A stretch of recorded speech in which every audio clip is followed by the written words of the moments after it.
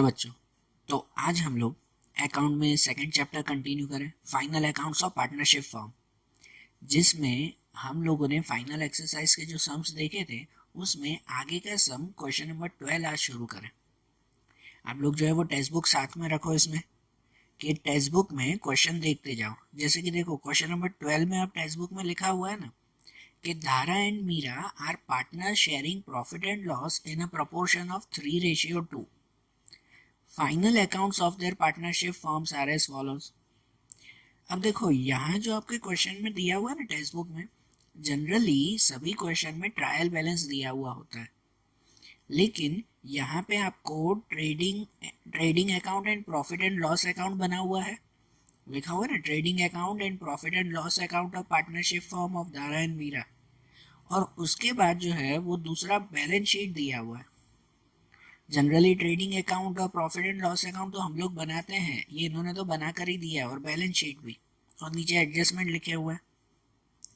तो ये सब में क्या है पता है कि हम लोग ट्रेडिंग अकाउंट और प्रॉफिट एंड लॉस अकाउंट अलग अलग बनाते हैं ना, इन्होंने वो एक साथ बना दिया, कंबाइन करके बना दिया है, और हमें वो अलग अलग करके बनाना है।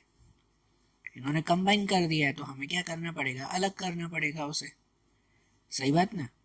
तो जैसे कि देखो यहाँ पर जो है आपके ट्रेडिंग और प्रॉफिट एंड लॉस अकाउंट में आपके क्वेश्चन में ही मैं देख रहा हूँ कि उसमें पहले ही लिखा हुआ है cost of goods sold. Cost of goods sold इसका मतलब होता है परचेस। ये कॉस्ट ऑफ गुड्स सोल्ड वो परचेस का जैसे दूसरा नाम है। तो परचेस अकाउंट किस में लिखते हैं, परचेस अकाउंट तो लिखते हैं हम लोग ट्रेडिंग में। इन्होंने तो यहाँ मिक्स लिखा हुआ है। उसके नीचे ऑफिस एक्सपेंस, तो ऑफिस एक्सपेंस कहाँ लिखते हैं, ऑफिस एक्सपेंस लिखते हैं प्रॉफिट एंड लॉस अकाउंट में। ठीक है ना। तो इन्होंने सब एंट्री मिक्स की है ना, ट्रेडिंग अकाउंट और प्रॉफिट एंड लॉस अकाउंट की एंट्री मिक्स है, हमें वो क्या करनी है, अलग अलग करनी है। तो ये सम तो उल्टा इजी हो जाएगा, क्योंकि सब तो दिया हुआ ही है आपको, बस खाली आपको एंट्रीज अलग अलग करनी है, और बैलेंस शीट में भी सब दिया हुआ ही है। दूसरा जो बैलेंस शीट बनी हुई है उसमें भी सब लिखा हुआ है ही, हमें उनको खाली सही प्लेस पर लिखना है। ठीक है। और उन पे जो एडजस्टमेंट मिस हो गए हो वो एडजस्टमेंट हमें यूज़ करने हैं, जो नीचे आपको 4-6 एडजस्टमेंट दिए हुए हैं ना, वो एडजस्टमेंट हमें लगाने। तो देखो हम ये सम करते जाएं, और ये सबसे इजी सम्स में से है ये, क्योंकि आपको सब चीज़ें दी गई होती है, बस आपको सही जगह पर एंट्री करनी है इसकी। तो इनमें भी कौन कौन से अकाउंट्स बनाएंगे, पहले तो वो चेक कर लो कि कैपिटल और करंट अकाउंट दोनों बनाने हैं या एक ही बनाना है। ट्रेडिंग अकाउंट और प्रॉफिट एंड लॉस अकाउंट तो बनाना ही है, वो तो पहले ही दिया हुआ, वो तो कंफर्म। उसके बाद अप्रोप्रिएशन अकाउंट तो बनाते ही हैं, भले उसका यूज़ हो कि ना हो, इसमें उसका ज़्यादा यूज़ नहीं होगा, लेकिन डिविजिबल प्रॉफिट के लिए वो बना दिया करो। ठीक है। उसके बाद खाली कैपिटल या करंट में चेक किया करो, तो वो चेक करते हैं बैलेंस शीट में। आपको जो बैलेंस शीट दी गई है ना उसमें चेक करो कैपिटल ही दिया हुआ है कि करंट भी दिया हुआ है। तो कैपिटल तो लिखा हुआ है ना, धारा और मीरा उन दोनों में कैपिटल लिखा हुआ है, लेकिन करंट अकाउंट ऐसा कुछ लिखा हुआ है, नहीं लिखा हुआ है। तो इसका मतलब इसमें करंट अकाउंट बनाना नहीं है। जो दूसरी तरफ नॉन करंट एसेट्स और करंट एसेट्स है वो तो एसेट्स के लिए है। धारा और मीरा का कोई करंट अकाउंट लिखा हुआ है क्या, वो बैलेंस शीट में ही होगा, प्रॉफिट एंड लॉस और ट्रेडिंग में नहीं। तो इसमें नहीं है, मतलब इसमें कैपिटल अकाउंट ही बनाना है, करंट अकाउंट नहीं बनाना। सभी एंट्री कैपिटल में ही करनी है हमें। तो चलो अब देखो यहाँ पर आप लोग अकाउंट्स बनाते जाओ। सबसे पहले जो है वो trading account of Dara and Meera for year ending 31/3/17, ये हेडिंग लगाना। उसके बाद बनाओगे दूसरे पेज पे प्रॉफिट एंड लॉस अकाउंट। उसके बाद appropriation account, profit and loss appropriation. उसी पेज पे भले आधे आधे पेज में बना देना कि दूसरा कैपिटल अकाउंट, एक पे वो प्रॉफिट एंड लॉस और आधे पेज पे ये कैपिटल अकाउंट, एक पेज पे दोनों, और एक पेज पे ये बैलेंस शीट। ऐसे सब बन जाएंगे ना अकाउंट्स। ये पहले अकाउंट्स तैयार कर लो और उसके बाद हम लोग ये एंट्री शुरू करें। सबसे पहले शुरू करते हैं हम लोग एडजस्टमेंट की एंट्रीज। तो देखो एडजस्टमेंट की एंट्रीज देखें ना, तो उनमें पहला एडजस्टमेंट दिया हुआ है कि 5% interest on capital is not calculated, कि जो कैपिटल है ना उस पर 5% इंटरेस्ट लेना भूल गए, कैलकुलेट नहीं किया है, तो हमें क्या करना होगा, वो कैलकुलेट करना होगा। तो सबसे पहले तो कैपिटल ढूंढ लें कि कैपिटल कितना है, उसके बाद उस पर 5% इंटरेस्ट गिनेंगे ना। तो कैपिटल कहाँ मिलेगा आपको? तो कैपिटल मिलेगा आपको बैलेंस शीट में। देखो बैलेंस शीट में धारा लिखा हुआ है ना, उसके नीचे लिखा हुआ है कैपिटल। टेक्स्ट बुक में देखो कि धारा और उसके नीचे कैपिटल लिखा हुआ है कि धारा का कैपिटल कितना है 1,60,000। उसके नीचे जो नेट प्रॉफिट ड्राइंग वो सब हमें नहीं देखना है फिलहाल, आपको ये एडजस्टमेंट में सिर्फ कैपिटल पे इंटरेस्ट देना है। तो कैपिटल कितना है 1,60,000 और उसके नीचे मीरा लिखा हुआ है ना, तो मीरा पर भी कैपिटल लिखा हुआ है, तो कैपिटल उसका कितना है 1,20,000। तो ये दोनों का जो कैपिटल है 1,60,000 1,20,000, ये कैपिटल कहाँ लिखेंगे? कैपिटल अकाउंट में। कैपिटल अकाउंट में क्रेडिट साइड बैलेंस करके लिखते हैं ना, बैलेंस ब्रॉट फॉरवर्ड। तो देखो आप कैपिटल अकाउंट में जाओ और कैपिटल अकाउंट में क्रेडिट साइड पे ये लिखो बैलेंस ब्रॉट फॉरवर्ड। धारा में 1,60,000 और मीरा में 1,20,000, ऐसे बनेगा ना ये। और फिर इस पे 5% इंटरेस्ट देना है, तो इसका इंटरेस्ट कहाँ लिखेंगे? इसका इंटरेस्ट इसके नीचे ही लिखेंगे, कैपिटल इंटरेस्ट यहीं पे ही लिखेंगे। यहाँ पर हम लोग करंट अकाउंट नहीं बना रहे। अगर करंट अकाउंट बनाते ना तो फिर उसका इंटरेस्ट हम लोग करंट अकाउंट में लिखते। आगे के 2 सम ऐसे किए थे ना हमने। करंट अकाउंट बनाते हैं ना तो ये कैपिटल अकाउंट में खाली ये बैलेंस ही लिखते हैं, बाकी सब चीज़ें करंट में लिखते हैं। लेकिन यहाँ करंट अकाउंट तो बनाया नहीं है, तो सभी चीज़ें हमें यहीं पे ही लिखनी होगी। मतलब जो ये बैलेंस लिखा इसी के ही नीचे इसका इंटरेस्ट गिनेंगे 5%। तो यहीं पे ही लिखो फिर से कि इंटरेस्ट ऑन कैपिटल, उसके ही नीचे इंटरेस्ट ऑन कैपिटल, इसके 5% 8,000 और इसके 5% 6,000। ये हो गया ना। और फिर इसकी दूसरी एंट्री चाहिए ना, ये एडजस्टमेंट है तो इसकी दूसरी एंट्री। तो ये इंटरेस्ट ऑन कैपिटल की दूसरी एंट्री कहाँ जाती है? वो जाती है profit and loss appropriation account में। पार्टनर्स की कोई भी चीज़ें हो तो वो प्रॉफिट एंड लॉस एप्रोप्रिएशन में ही जाएगी। तो एप्रोप्रिएशन में कहाँ लिखेंगे? ये लिखा है हमने क्रेडिट में, तो वो लिखेंगे हम लोग एप्रोप्रिएशन के डेबिट में। तो मतलब अब जाओ एप्रोप्रिएशन के डेबिट में, profit and loss appropriation account उसके डेबिट में, और वहाँ लिखो इंटरेस्ट ऑन कैपिटल। धारा में 8,000 प्लस मीरा में 6,000, तो बाहर लिखेंगे 14,000। ये एंट्री हो गई ना, ये पहला एडजस्टमेंट हो गया। उसके बाद दूसरा एडजस्टमेंट है कि 10% depreciation on building is to be provided. Building पे 10% डेप्रिसिएशन लगाना है, उसकी वैल्यू 10% कम करनी है हमें। तो बिल्डिंग कहाँ लिखा हुआ है? तो बिल्डिंग आपको बैलेंस शीट में होगा ना। ये तो आपकी जनरल नॉलेज है कि बिल्डिंग कहाँ होगा, वो ऊपर प्रॉफिट एंड लॉस अकाउंट में ढूंढोगे नहीं ना। बिल्डिंग एसेट्स है तो वो बैलेंस शीट में ही होगा। तो देखो बैलेंस शीट में बिल्डिंग लिखा हुआ है ना, कितना लिखा हुआ है 2,40,000, उस पे 10% डेप्रिसिएशन गिनना है। तो इसकी एंट्री कहाँ करेंगे? इसकी एंट्री बैलेंस शीट में ही होगी ना। बिल्डिंग एसेट्स है तो वो तो बैलेंस शीट में ही लिखा जाएगा। तो बैलेंस शीट में जाओ और वहाँ पर एसेट्स में लिखें, एसेट्स में लिखेंगे बिल्डिंग 2,40,000 और उसमें माइनस डेप्रिसिएशन। डेप्रिसिएशन कितना 24,000। तो 2,40,000 में से 24,000 माइनस, तो कितना बचेगा 2,16,000 बचेगा। ठीक है। और ये जो डेप्रिसिएशन है ना, ये बाहर की अमाउंट नहीं, ये अंदर की अमाउंट। ये जो डेप्रिसिएशन है ना 24,000 का, उसको हम लोग कहाँ लिखेंगे फिर? इसकी दूसरी एंट्री कहाँ पे? तो इसकी दूसरी एंट्री जाएगी प्रॉफिट एंड लॉस अकाउंट में, प्रॉफिट एंड लॉस में डेबिट साइड पे, है कि नहीं? कि ये डेप्रिसिएशन हमारा लॉस है तो उसे प्रॉफिट एंड लॉस में लिखेंगे। तो अब प्रॉफिट एंड लॉस में जाते हैं और प्रॉफिट एंड लॉस में डेबिट साइड पे हम लोग लिखेंगे depreciation on building 24,000। Okay, second adjustment हो गया। फिर थर्ड एडजस्टमेंट, उसमें दिया हुआ है prepaid salary is of ₹400। Prepaid salary है मतलब कि हमने एडवांस में सैलरी दे दी है 400 रुपये। तो ये एडवांस में सैलरी हो ना, तो उसे क्या करते हैं, सैलरी में से माइनस करते हैं। तो आपको सैलरी कहाँ दिया हुआ है वो देखो ऊपर trading and profit and loss account में होगा, दिया हुआ है सैलरी, सैलरी लिखा हुआ है 2000, कितना लिखा हुआ है 2000 लिखा हुआ है, नहीं सैलरी 8000 का है, हाँ सैलरी 8000 का है, टैक्स इंश्योरेंस 2000 का है।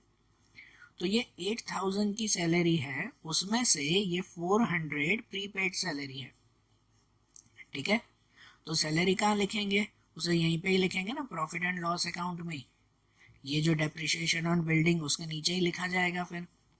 तो इसके नीचे ही हम लोग लिखें सैलरी, सैलरी अंदर लिखेंगे 8000 और उसमें से माइनस प्रीपेड 400, 400 रुपये एडवांस में दिए हैं, तो बचे कितने 7600 रुपीज़। और ये जो हमने 400 की एंट्री की ना प्रीपेड सैलरी, उसकी दूसरी एंट्री कहाँ जाएगी, तो उसकी दूसरी एंट्री जाएगी बैलेंस शीट में एसेट्स में।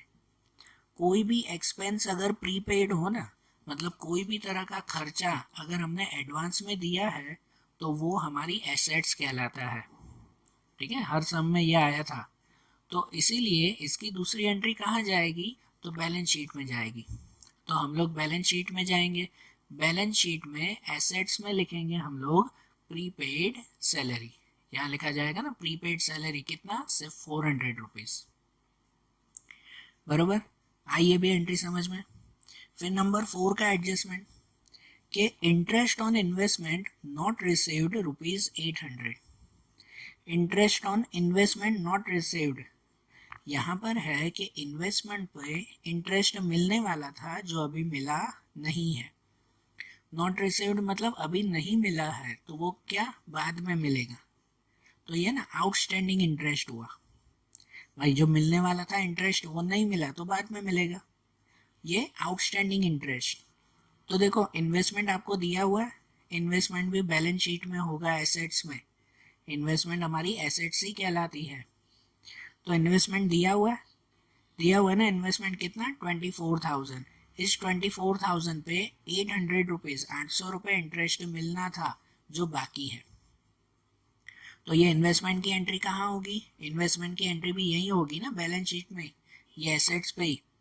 तो जो प्रीपेड सैलरी लिखी उसके ही नीचे फिर लिखो इन्वेस्टमेंट, कि इन्वेस्टमेंट कितना 24,000 और उसमें प्लस आउटस्टैंडिंग इंटरेस्ट लिखेंगे 800।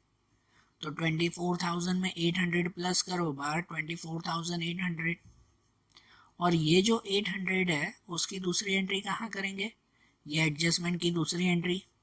तो देखो ये 800 रुपये हमारी इनकम है, भले अभी नहीं मिली बाद में मिलेगी, है तो हमारी इनकम ना। तो उसकी दूसरी एंट्री कहाँ जाती है, प्रॉफिट एंड लॉस के क्रेडिट साइड में, इनकम है ना तो प्रॉफिट एंड लॉस में क्रेडिट में हम लोग लिखेंगे। तो हम लोग इसकी दूसरी एंट्री लिखें प्रॉफिट एंड लॉस में जाकर क्रेडिट साइड पे, क्रेडिट साइड पे लिखेंगे outstanding interest on investment, outstanding interest on investment कितना 800 रुपीज़, ओके। ये फोर्थ वाला भी हुआ। अब फिफ्थ वाला एडजस्टमेंट, फिफ्थ में दिया हुआ है कि bad debt reserve of 1200 is to be maintain, मतलब कि हमें बेड डेब रिजर्व 1200 रखना है, ठीक है, बेड डेब रिजर्व 1200 रखना है। बेड डेब रिजर्व किस पे गिना जाता है, तो वो गिना जाता है डेप्टर्स पे। किस पे गिनते हैं बेड डेब रिजर्व, डेप्टर्स पे गिनते हैं। तो डेप्टर्स पे 1200 बेड डेब रिजर्व गिनना है। अब यहाँ एक बात सुनो बेटा, इनकी एंट्री दूसरी तरह से भी हो सकती है, एक दूसरी भी मेथड है कि भाई हम लोग इसकी एंट्री कर सकते हैं, वो दूसरी मेथड भी मैं एक बार बता रहा हूँ ओरली। लेकिन जब भी अब जो भी सम हो ना उस पर जब भी बेड डेब या बेड डेब रिजर्व आता हो ना, तो उसमें दो जगह पर सीधा फॉर्मेट बना दिया करो। कल जो है वो मैंने बताया था कि डेप्टर्स के ऊपर जो है वो ये फॉर्मेट बनाते हैं ना, debtors minus bed debt reserve, और फिर प्रॉफिट एंड लॉस पे भी एक फॉर्मेट बनाते हैं कि bad debt new, bad debt old, bad debt reserve new, bad debt reserve old, बनाते हैं कि नहीं फॉर्मेट। तो अब के सम में, आगे के सम में जो भी हो ना, कि भले आधी अमाउंट दी गई हो या आधी अमाउंट नहीं दी गई हो, आप लोग ये फॉर्मेट बना ही दिया करो कि एक तरह की प्रैक्टिस हो जाएगी। नहीं बनाओगे, दूसरी तरह से एंट्री करोगे तो भी होगी, जो मैं बता रहा हूँ आपको ओरली। लेकिन अभी मैंने ये एंट्री पूरी फॉर्मेट बनाकर ही की है कि जिससे आपको वो फॉर्मेट याद भी रहे, क्योंकि इस सम में तो चलो ठीक है आधा फॉर्मेट है, लेकिन आगे के सभी सम में आपको ये एंट्री आएगी ही आएगी, बरोबर ना। तो ये ध्यान देना है इसमें। तो देखो अब डेप्टर्स के ऊपर खाली बेड डेब रिजर्व गिनना है, बेड डेब गिनना नहीं है। तो डेप्टर्स आपको टेक्स्ट बुक में दिए हुए हैं, देखो बैलेंस शीट में दिए हुए हैं, सबसे आखिरी में लिखा हुआ है डेप्टर्स कितने हैं, 56,000 रुपीज़। और इन 56,000 में हमें ये 1,200 रुपीज़ बेड डेब रिजर्व गिनना है जो एडजस्टमेंट में दिया हुआ है। तो ये डेप्टर्स की एंट्री हम लोग कहाँ करते हैं, डेप्टर्स की एंट्री करते हैं हम लोग बैलेंस शीट में। तो अब जाओ बैलेंस शीट में, बैलेंस शीट में एसेट्स की तरफ हम लोग ये डेप्टर्स लिखें, जो ऊपर एंट्रीज की थी उसके नीचे ये डेप्टर्स। अब डेप्टर्स में देखो, डेप्टर्स का ये पूरा फॉर्मेट आता है, पहले अमाउंट मत लिखा करो, ये अमाउंट सब बाद में, पहले पूरा फॉर्मेट लिख दिया करो कि debtors minus bed debt new, और उसके बाद एक लाइन छोड़कर जहाँ ये अमाउंट लिखनी होती है उसके बाद minus bed debt reserve new. कोई भी सम हो ना कि जब डेप्टर्स के ऊपर एडजस्टमेंट आ रहा है तो पहले ये लिख ही दिया करो इतना फॉर्मेट, ठीक है। तो देखो अब उसकी अमाउंट लिखे, उसके बाद अमाउंट लिखा करो उसके सामने कि डेप्टर्स कितने दिए हुए हैं, 56,000 ये दिए हुए हैं ना बैलेंस शीट में, माइनस बेड डेब। तो अब एडजस्टमेंट में देखो कि एडजस्टमेंट में लिखा हुआ है बेड डेब नहीं गिनना है, एडजस्टमेंट में सिर्फ बेड डेब रिजर्व के बारे में लिखा हुआ है, बेड डेब के बारे में लिखा हुआ नहीं है। तो इसका मतलब बेड डेब नहीं गिनना है, वहां क्या कर देंगे, डैश कर देंगे, बरोबर ना, कि इसकी अमाउंट को डैश कर देंगे कि हाँ बेड डेब नहीं गिनना है हमें। तो 56 में से कुछ भी माइनस नहीं, तो नीचे 56 ही बचेगा वो लाइन में। फिर माइनस बेड डेब रिजर्व कि हाँ अब बेड डेब रिजर्व गिनना है, तो बेड डेब रिजर्व कितना गिनना है हमें, 1,200 रुपीज़ लिखा हुआ है ना एडजस्टमेंट में कि 1,200 रुपीज़ बेड डेब रिजर्व गिनना है। तो अब माइनस 1,200 करेंगे, तो 56,000 में से 1,200 माइनस तो कितना बचेगा, 54,800 बचेगा, इतना आएगा ना 54,800। ये इसकी एंट्री समझ में आई ना, ये डेप्टर्स की। और इन्हीं की दूसरी एंट्री कहाँ करते हैं, तो इसकी दूसरी एंट्री प्रॉफिट एंड लॉस के डेबिट में, वहाँ पे भी एक फॉर्मेट बना देते हैं, भले उसमें जो अमाउंट नहीं मिले ना तो उस अमाउंट पे ऐसा डैश कर देना, लेकिन उसमें भी एक ऐसा फॉर्मेट बना देंगे, ठीक है। अब यहाँ देखो जैसे मैं बोल रहा था ना कि अगर बेड डेब रिजर्व की दूसरी तरह से एंट्री करनी हो तो आप इसकी दूसरी एंट्री ऐसे भी कर सकते हो कि डेप्टर्स में से बेड डेब रिजर्व अगर नहीं माइनस करना है ना तो डेप्टर्स डायरेक्ट बाहर लिख दो 56,000, डेप्टर्स डायरेक्टली यहाँ बाहर लिख दो 56 क्योंकि बेड डेब तो है ही नहीं उसमें। और जो बेड डेब रिजर्व है ना 1,200, यहाँ माइनस करना हो तो मैंने एक रूल बताया था कि जब भी माइनस करना हो तो उसे यहाँ नहीं तो अपोजिट साइड पे लिख दिया करो। तो यहाँ अपोजिट साइड पे बेड डेब रिजर्व करके भी लिख सकते हो यहाँ पे 1,200, मतलब ये भी दूसरी तरह से एंट्री होगी कि डेप्टर्स यहाँ लिख दिया 56,000 और बेड डेब रिजर्व यहाँ लिख दिया 1,200, तो भी ठीक है।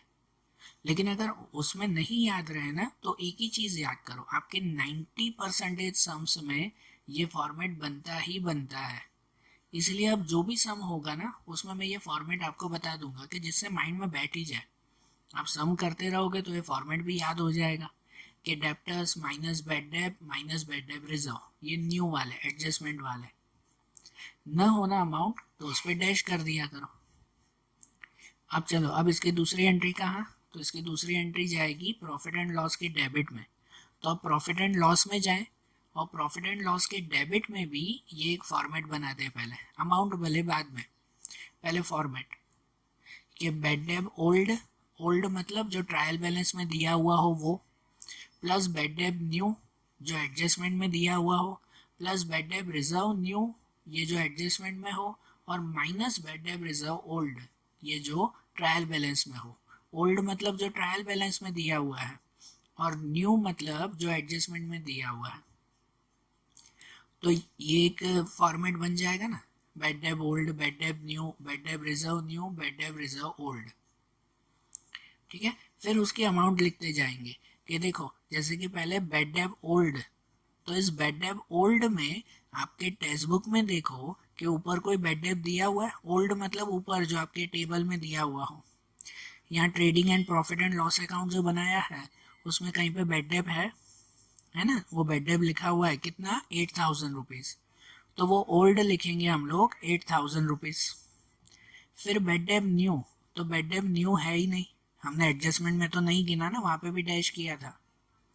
फिर बेड डेब रिजर्व न्यू, तो बेड डेब रिजर्व न्यू जो हमने एडजस्टमेंट में गिना, कितना गिना था, 1,200 रुपीज, न्यू मतलब एडजस्टमेंट वाला, वो 1,200 दिया हुआ है।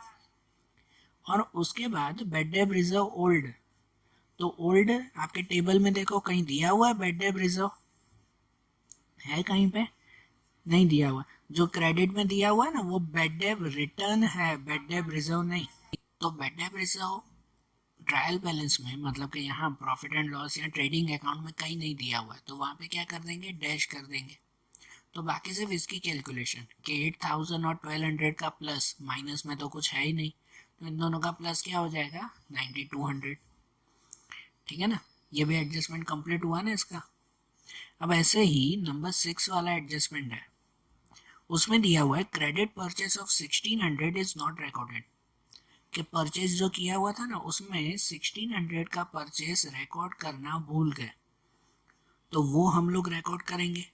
कैसे लिखेंगे, तो वो परचेज में प्लस कर देंगे ना हम लोग। परचेज कहाँ लिखते हैं, तो परचेस लिखते हैं ट्रेडिंग अकाउंट में।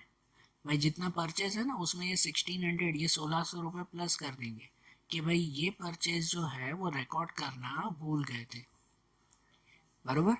तो यहाँ पे आपके देखो ऊपर ट्रेडिंग और प्रॉफिट एंड लॉस अकाउंट में परचेज कहाँ दिया हुआ है, पहला ही पहला मैंने आपको बताया कि कॉस्ट ऑफ गुड्स सोल्ड वो परचेज का दूसरा नाम है, मतलब ये कॉस्ट ऑफ गुड्स सोल्ड वो परचेज ही कहलाए ना, 4,64,000। तो हम लोग ट्रेडिंग अकाउंट में जाएंगे और ट्रेडिंग अकाउंट में डेबिट साइड पे लिखेंगे ये परचेज, परचेज लिखो या कॉस्ट ऑफ गुड्स सोल्ड लिखो, दोनों एक ही बात है। कि ये परचेज लिखा 4,64,000 और उसमें प्लस किया, प्लस अनरिकॉर्डेड परचेज 1,600, तो बाहर ये हो जाएगा 4,65,600, ये आ गया इसका। और इसकी दूसरी एंट्री कहाँ, कि ये जो 1,600 रुपये अनरिकॉर्डेड परचेज है इसकी दूसरी एंट्री कहाँ करेंगे, इनकी दूसरी एंट्री जाएगी बैलेंस शीट में क्रेडिटर्स में, लायबिलिटी के साइड क्रेडिटर्स। कल ही मैंने आपको बताया था कि परचेज पे जो भी इफेक्ट हो ना तो उसकी दूसरी इफेक्ट क्रेडिटर पे जाती है, सेल पे कुछ भी इफेक्ट हो तो उसकी दूसरी इफेक्ट जाती है कहाँ पे, डेप्टर्स पे, और परचेज पे कुछ भी हो तो उसकी दूसरी इफेक्ट क्रेडिटर्स पे। तो हम लोग अब बैलेंस शीट में क्रेडिटर्स में लिखेंगे, पहले आपके टेक्स्ट बुक में देख लो क्रेडिटर कहीं दिए हुए हैं, तो आपके बैलेंस शीट में ही होंगे ना लायबिलिटी पे, तो बैलेंस शीट में लायबिलिटी में दिए हुए हैं क्रेडिटर्स, कितने दिए हुए हैं, 32,000। तो हम लोग यहाँ पे भी बैलेंस शीट में जाएंगे और बैलेंस शीट में ऊपर कुछ लाइन छोड़कर यहाँ क्रेडिटर्स में लिखेंगे 32,000 और उसमें प्लस करेंगे, प्लस अनरिकॉर्डेड परचेज 1,600, वही एडजस्टमेंट का प्लस करेंगे ना यहाँ पे, तो बाहर कितना हो जाएगा, 33,600। हो गया ना, ये 6 एडजस्टमेंट भी हो गया ना, सिंपल थे ये सब एडजस्टमेंट, सिंपल दिए हुए हैं इसमें। अब क्या करना है, अब कोई एडजस्टमेंट नहीं, तो अब जो भी इसमें दिए हुए हैं ना दोनों में, ट्रेडिंग अकाउंट और प्रॉफिट एंड लॉस अकाउंट और बैलेंस शीट, बस अब बाकी की एंट्री करते जानी है। और वो तो सिंपल ही है, जो पहला आपका टेबल है ट्रेडिंग अकाउंट और प्रॉफिट एंड लॉस अकाउंट, उसकी एंट्री वहीं पे ही जाएगी, खाली कौन सी ट्रेडिंग में कौन सा प्रॉफिट एंड लॉस में, बस वही। और नीचे जो बैलेंस शीट में दिया हुआ है ना उनकी सब एंट्री तो बैलेंस शीट में ही करेंगे। तो अब तो खाली सीधी सीधी एंट्री करते जानी, एकदम सिंपल। तो देखो अब पहले ट्रेडिंग और प्रॉफिट एंड लॉस अकाउंट में शुरुआत करो आपके टेक्स्ट बुक में से, तो कॉस्ट ऑफ गुड्स सोल्ड वो लिख दिया ना, ये तो अभी लिख दिया परचेस। उसके बाद ऑफिस एक्सपेंस, तो ऑफिस एक्सपेंस किस में आएगा, ट्रेडिंग में कि प्रॉफिट एंड लॉस में, तो ऑफिस एक्सपेंस वो प्रॉफिट एंड लॉस में आएगा। तो अब जाओ प्रॉफिट एंड लॉस में, कि प्रॉफिट एंड लॉस में वहाँ पे लिखो ये ऑफिस एक्सपेंस कितने, 80,000। उसके बाद शोरूम रेंट, तो शोरूम रेंट भी प्रॉफिट एंड लॉस में आएगा, तो उसी का ही नीचे लिखो, ये शोरूम रेंट 10,000। फिर पैकिंग एक्सपेंस, पैकिंग एक्सपेंस 12,000, तो ये जो शोरूम रेंट लिखा उसी के ही नीचे पैकिंग एक्सपेंस भी आएगा। पता है ट्रेडिंग अकाउंट में कौन सी चीज़ें आती है? ट्रेडिंग अकाउंट में सिर्फ परचेज सेल, और अगर कोई परचेज के एक्सपेंस हो ना, परचेज रिलेटेड एक्सपेंसेस हो, तो ट्रेडिंग अकाउंट में आते हैं। बाकी सभी एक्सपेंसेस यहाँ पे, तो ये पेकिंग एक्सपेंस कोई परचेज रिलेटेड एक्सपेंस तो नहीं है ना, तो वो भी यहाँ प्रॉफिट एंड लॉस में ही आएगा। तो पेकिंग एक्सपेंस यही शोरूम रेंट के नीचे लिखेंगे, पेकिंग एक्सपेंस 12,000। फिर बेड डेप वो तो लिख दिया था हमने। उसके बाद एडवर्टाइजमेंट, तो एडवर्टाइजमेंट भी हमारा परचेज एक्सपेंस तो नहीं है, तो एडवर्टाइजमेंट भी यहीं पे ही लिखेंगे। ये जो पेकिंग एक्सपेंस लिखा उसके नीचे ही एडवर्टाइजमेंट एक्सपेंस 14,000, ठीक है ना। फिर सेलिंग डिस्ट्रीब्यूशन एक्सपेंस, तो सेलिंग डिस्ट्रीब्यूशन एक्सपेंस भी प्रॉफिट एंड लॉस में ही आता है। सब चीज़ें वही ना, सीधे सीधे बस लिखते जाना है। तो देखो ये जो एडवर्टाइजमेंट एक्सपेंस लिखा उसके नीचे लिखेंगे सेलिंग डिस्ट्रीब्यूशन एक्सपेंस। समझ आ रहा है ना, ये डायरेक्टली लिखते जाएंगे हम लोग। उसके बाद फाइनेंशियल एक्सपेंस, फाइनेंशियल एक्सपेंस भी यही आएगा प्रॉफिट एंड लॉस में, तो ये सेलिंग डिस्ट्रीब्यूशन के नीचे लिखेंगे फाइनेंशियल एक्सपेंस। फाइनेंशियल एक्सपेंस के बाद सन्ड्री एक्सपेंस, सन्ड्री मतलब यही छोटे मोटे खर्चे, तो वो भी खर्चे सब प्रॉफिट एंड लॉस में ही आएंगे, तो ये फाइनेंशियल एक्सपेंस के नीचे ही लिखेंगे फिर से सन्ड्री एक्सपेंस 16,000। उसके बाद सैलरी, तो सैलरी लिख दिया हमने। फिर टैक्स इंश्योरेंस, तो टैक्स इंश्योरेंस भी कहाँ आता है? वो भी तो प्रॉफिट एंड लॉस में ही आएगा ना, ये कोई परचेज एक्सपेंस तो है नहीं, तो ये सन्ड्री एक्सपेंस के नीचे ही लिखेंगे फिर टैक्स इंश्योरेंस, ठीक है।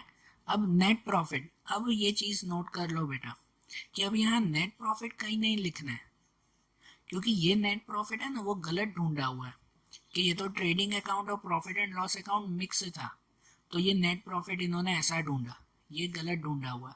हम तो अब आखिरी में फिर से क्लोज करेंगे सब अकाउंट, तो ग्रोस प्रॉफिट और नेट प्रॉफिट वगैरह मिलेगा ना, सही बात ना। तो इन इसमें सब एंट्रीज करनी है, खाली ये नेट प्रॉफिट वाली एंट्री नहीं करनी है कहीं पर भी, क्योंकि नेट प्रॉफिट तो हम लोग ढूंढेंगे, ये नई तरह से बनाया हमने प्रॉफिट एंड लॉस अकाउंट, तो उसमें ढूंढेंगे ना फिर नेट प्रॉफिट। तो ये नोट कर लेना है, इसमें नेट प्रॉफिट की एंट्री मत कर देना फिर कैपिटल अकाउंट में या अप्रोप्रिएशन में जाकर, नहीं, ये नेट प्रॉफिट हमें फिर से ढूंढना है अलग से, तो ये खाली एंट्री नहीं करेंगे। तो देखो इसमें सभी एक्सपेंस प्रॉफिट एंड लॉस में ही आ गए, यहाँ पे जो लिखे है तो वो सब एक्सपेंस यही लिख दिए ना, बस खाली सीधी सीधी एंट्री। उसके बाद अब क्रेडिट साइड वाली एंट्री देखो, उसमें सेल, तो सेल कहाँ पे लिखते हैं? तो सेल लिखते हैं ट्रेडिंग अकाउंट में, ये एंट्री ट्रेडिंग में जाएगी। तो अब ट्रेडिंग अकाउंट में जाते हैं और ट्रेडिंग अकाउंट में क्रेडिट साइड पे खाली लिख दें सेल्स 7,84,000। उसके बाद उसके नीचे है सन्ड्री इनकम, तो सन्ड्री इनकम कहाँ लिखते हैं? तो इनकम तो लिखते हैं प्रॉफिट एंड लॉस में क्रेडिट साइड पे, सही बात ना। सन्ड्री इनकम मतलब छोटा मोटा, छोटी मोटी कोई भी इनकम, यहाँ वहाँ की कोई इनकम हुई हो वो, तो ये भी प्रॉफिट एंड लॉस में जाएंगे और प्रॉफिट एंड लॉस के क्रेडिट में लिखेंगे ये सन्ड्री इनकम। उसके बाद बैड डेब रिटर्न, ये बैड डेब रिटर्न वो भी हमारी इनकम कहलाई। बैड डेब मतलब क्या? सिर्फ बैड डेब का मतलब क्या होता है कि हमारे पैसे जो डूब गए, अब सामने वाला कोई पैसा देना नहीं चाहता हो तो वो बैड डेब कहलाता है। लेकिन क्या पता कि किसी ने पहले मना कर दिया कि अब मैं तुम्हें पैसे नहीं दूंगा, लेकिन 6 महीने बाद वही फिर पैसे देने आ गया, तो वो जो डूबे हुए पैसे वापस मिलते हैं ना, डूबे हुए पैसे जो वापस मिले, तो उसे बैड डेब रिटर्न कहते हैं, ये भी हमारी इनकम कहलाए। तो ये बैड डेब रिटर्न भी कहाँ लिखेंगे? यही प्रॉफिट एंड लॉस में, क्रेडिट में। तो ये जो सन्ड्री इनकम लिखा उसके नीचे ही लिखेंगे ये बैड डेब रिटर्न 1,000 रुपीज़। हो गई ये सब एंट्री, पहली टेबल की एंट्रीज हो गई ना सब। अब दूसरी टेबल जो आपकी बैलेंस शीट दी गई है उसकी एंट्री करते जाए। तो बैलेंस शीट की एंट्री में जैसे पहले में लिखा हुआ है धारा, धारा में कैपिटल, तो कैपिटल तो लिख दिया हमने। ये नोट करना कौन सी एंट्री करनी है इसमें, कि कैपिटल की एंट्री करनी थी वो तो हमने पहले ही लिख दिया था ना, कैपिटल इंटरेस्ट गिना था। फिर जो नेट प्रॉफिट है वो नेट प्रॉफिट तो हम लोग लिखेंगे ही नहीं, क्योंकि नेट प्रॉफिट तो हम लोग आखिरी में नया ढूंढेंगे ना, बरोबर ना, ये गलत दिया हुआ है तो नेट प्रॉफिट नहीं लिखना है। और उसके बाद लिखा हुआ है ड्राइंग, तो हाँ ड्राइंग की एंट्री करेंगे, सिर्फ ड्राइंग की है 48,000। जो बाहर लिखा हुआ है 2,03,200 वो कोई अमाउंट नहीं, सिर्फ और सिर्फ ड्राइंग की अमाउंट, कि ड्राइंग कितनी है 48,000, सिर्फ वही लिखेंगे उसमें। ठीक है, ये ध्यान देना। और ड्राइंग कहाँ लिखते हैं, तो ड्राइंग लिखते हैं कैपिटल अकाउंट में ही। कैपिटल अकाउंट में डेबिट साइड पे लिखा जाता है, अगर करंट होता तो करंट में लिखते, लेकिन यहाँ करंट अकाउंट तो है ही नहीं, सब कैपिटल ही है, तो कैपिटल अकाउंट के डेबिट साइड पे लिखेंगे हम लोग ड्राइंग। तो कैपिटल में जाओ और कैपिटल के डेबिट में ड्राइंग धारा का कितना दिया हुआ है 48,000। और ऐसा ही मीरा में भी है, मीरा में भी कैपिटल तो लिख दिया, नेट प्रॉफिट नहीं लिखना है क्योंकि प्रॉफिट हम अपना नया ढूंढेंगे। और ड्राइंग लिखेंगे उसकी, कि ड्राइंग कितनी है 24,000, तो उसमें ये 24,000 ड्राइंग लिख देंगे वहीं कैपिटल अकाउंट में। तो दोनों का ये कैपिटल लिख दिया ना हमने, कैपिटल और ड्राइंग ये लिख दिया ना। अब दूसरी एंट्री, यही ये जो ऊपर की एंट्री थी ना कैपिटल और ड्राइंग की, वो एंट्री यहाँ आती है कैपिटल अकाउंट में। अब जो बाकी की सभी एंट्री है ना दोनों साइड पे, वो सभी एंट्री बैलेंस शीट में ही, क्योंकि ये तो बैलेंस शीट ही बना हुआ है ना, तो ये सब एंट्री अब बैलेंस शीट में जाएगी। जैसे उसके नीचे क्रेडिटर लिखा हुआ है, तो क्रेडिटर की एंट्री तो हमने कर दी थी पहले ही। उसके बाद बिल्स पेएबल है, तो बिल्स पेएबल भी बैलेंस शीट में ही जाएगा, कि बैलेंस शीट में लायबिलिटी में लिखेंगे बिल्स पेएबल, वहाँ पे भी तो लायबिलिटी में ही लिखा हुआ है ना, वो जहाँ लिखा हुआ है आपको भी वहीं लिखना है बस। ये हो गया। अब दूसरी साइड एसेट्स में, तो एसेट्स में भी जो जो नाम है वो आपको खाली लिखते जाना है। जैसे पहले बिल्डिंग, तो बिल्डिंग वो तो लिख दिया ना, उस पर तो हमने डेप्रिसिएशन भी गिना था, वो हो गया। फिर प्लांट मशीनरी, तो प्लांट मशीनरी भी एसेट्स में, तो यहीं पे ही एसेट्स में जाते हैं कि एसेट्स में नीचे लिखेंगे ये प्लांट मशीनरी। फिर फर्नीचर, तो फर्नीचर भी यहीं पे ही लिखेंगे, प्लांट मशीनरी के नीचे ही लिखें फर्नीचर। फिर इन्वेस्टमेंट, इन्वेस्टमेंट लिख दिया था पहले, वो हमने कर दिया। उसके बाद कैश बैलेंस, तो कैश बैलेंस भी वहीं लिखें फर्नीचर के नीचे, ये कैश बैलेंस। उसके बाद बैंक बैलेंस, वो भी एसेट्स में ही दिया हुआ है, तो हम लोग यही कैश के नीचे बैंक बैलेंस। फिर बिल रिसीवेबल, वो भी यहीं पे ही आएगा, बैंक बैलेंस के नीचे ये बिल रिसीवेबल। उसके बाद डेप्टर्स, तो डेप्टर्स की एंट्री हमने कर दी थी। तो हो गई सब एंट्रीज, क्लियर ना, सब एंट्री कंप्लीट। अब क्या करेंगे, अब सीधा क्लोज करते जाएं, कि अब सबसे पहले क्लोज करेंगे हम लोग ट्रेडिंग अकाउंट। सब एंट्री हो गई ना, अब क्लोजिंग कर दो, कि ट्रेडिंग अकाउंट क्लोज करें। ट्रेडिंग अकाउंट में यहाँ क्रेडिट साइड का टोटल ज़्यादा है, तो पहले ये लिख दें कि यहाँ पे ये 7,84,000, वही अमाउंट यहाँ पर भी लिखें 7,84,000, और उसमें से ये ऊपर परचेस वाली अमाउंट माइनस करें, एक ही अमाउंट है ना वो माइनस करें। तो इसमें से ये माइनस करो, अमाउंट क्या बचेगा 3,18,400। तो ये जो अमाउंट बची वो हमारा क्या कहलाया, ग्रॉस प्रॉफिट कहलाया, ये हमारा प्रॉफिट हुआ। अब ये जो प्रॉफिट होता है ना, इस प्रॉफिट को फिर क्या करते हैं, आगे प्रॉफिट एंड लॉस अकाउंट में ले जाएंगे, कि यहाँ पे ये डेबिट में है ना, तो प्रॉफिट एंड लॉस के क्रेडिट में जाके लिखेंगे। तो ये डेबिट में है तो जाए हम लोग प्रॉफिट एंड लॉस के क्रेडिट में, तो देखो ये प्रॉफिट एंड लॉस और उसके क्रेडिट में लिखा हमने ये ग्रॉस प्रॉफिट। ध्यान देना, इसमें अमाउंट ज़्यादा हो गया इसलिए टेबल छोटा हो गया, तो हैंडराइटिंग ध्यान देना कि यहाँ क्रेडिट में लिखेंगे ग्रॉस प्रॉफिट 3,18,400। अब टोटल में दोनों तरफ टोटल देखा करो, तो यहाँ 3 लाख है, मतलब इसका ही टोटल ज़्यादा है, तो पहले इसका टोटल किया हमने, कितना आया 3,27,200, वही अमाउंट यहाँ पर भी लिख दी, और उसमें से ये ऊपर की सब अमाउंट माइनस की, ये 3,27,200, उसमें से ये ऊपर की सभी अमाउंट हमने माइनस कर दी, तो आखिरी में मिला ये अमाउंट मिला आखिरी में 1,26,400। ये जो अमाउंट मिला वो हमारा क्या कहलाएगा, नेट प्रॉफिट कहलाएगा। ठीक है ना, ये आखिरी में लिखेंगे, ये क्या हुआ हमारा नेट प्रॉफिट 1,26,400, बरोबर। अब ये जो नेट प्रॉफिट मिला उसे कहाँ ले जाएंगे, तो उसे ले जाएंगे आगे profit and loss appropriation account में। यहाँ पर भी ये डेबिट में लिखा तो एप्रोप्रिएशन के क्रेडिट में जाके लिखेंगे। तो उसको अब एप्रोप्रिएशन के क्रेडिट में जाए और वहाँ पे लिखें ये नेट प्रॉफिट 1,26,400। अब इसका टोटल करें तो इसके टोटल में ये यहीं पे ही ज़्यादा है, तो पहले यही लिख दिया 1,26,400।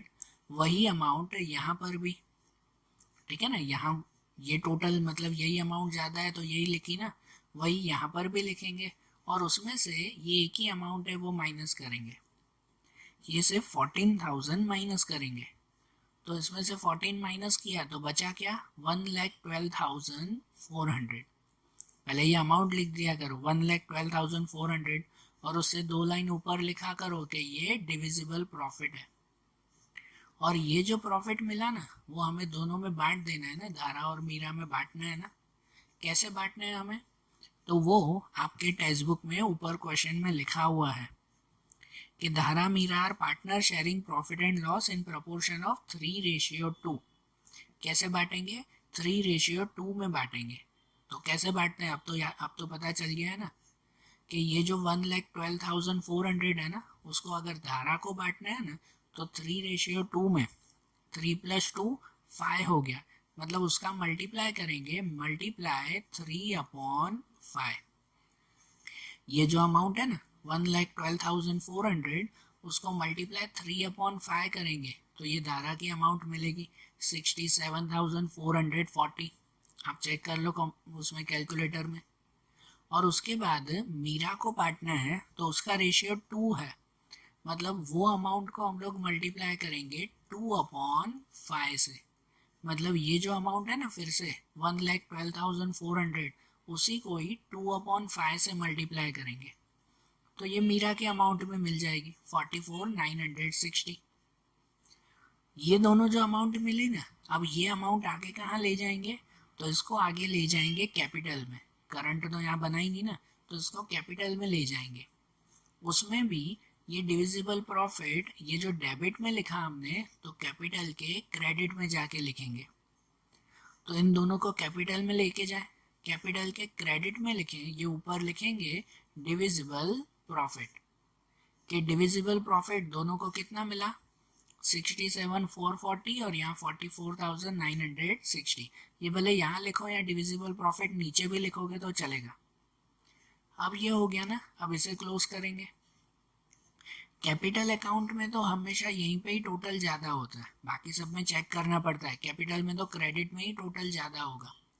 तो पहले एक एक करके क्लोज करें, पहले धारा का ये टोटल कर दें। तो धारा में ये इस साइड का टोटल ये आया 2,35,400। वही अमाउंट यहाँ पर भी लिखेंगे और इसमें से ये वाली अमाउंट माइनस करेंगे 48,000। तो इसमें से ये माइनस किया, बचा क्या 1,87,440। ये बच गया ना, ये हमारा क्या कहलाया बैलेंस कैरी फॉरवर्ड। ये बैलेंस आगे ले जाएंगे ना, ठीक है। अब क्रेडिट साइड पे, कि अब क्रेडिट साइड का टोटल करते हैं कि इस साइड का टोटल वो ये आया 1,70,960। ये मीरा का टोटल, वही टोटल अब यहाँ पे भी लिखेंगे और इसमें से ये ऊपर 24,000 माइनस करेंगे। तो इसमें से ये माइनस करो 1,46,960। ये मीरा का टोटल आ गया, बराबर ना। अब ये दोनों मिले हमारे बैलेंस कैरी फॉरवर्ड, धारा और मीरा के। ये बैलेंस वो कहाँ ले जाएंगे बैलेंस शीट में। तो अब ये बैलेंस को बैलेंस शीट में लेके जाए तो अब बैलेंस शीट में जो ऊपर हमने जगह छोड़ी थी यहाँ लायबिलिटी में, वहाँ लिखेंगे कैपिटल अकाउंट। धारा में लिखेंगे ये 1,87,440 और मीरा में 1,46,960। दोनों का टोटल बाहर ये आएगा 3,34,400, ठीक है। सब एंट्री हो गई। तो अब आखिरी में इनका टोटल के बैलेंस शीट में इस साइड का टोटल किया करो पूरा, ये आया 3,76,000 और इस साइड का टोटल करो कि इसका अमाउंट भी 3,76,000। अगर आपका दोनों अमाउंट ये सही है मतलब आपका आंसर करेक्ट है। समझ आई ना बात। ये भी सम क्लियर हुआ ना। तो देखो आज जैसे ये सम किया ना, वैसे ही इस फाइनल अकाउंट के दूसरे क्वेश्चंस हम लोग आगे के वीडियोस में देखेंगे। Okay, thank you.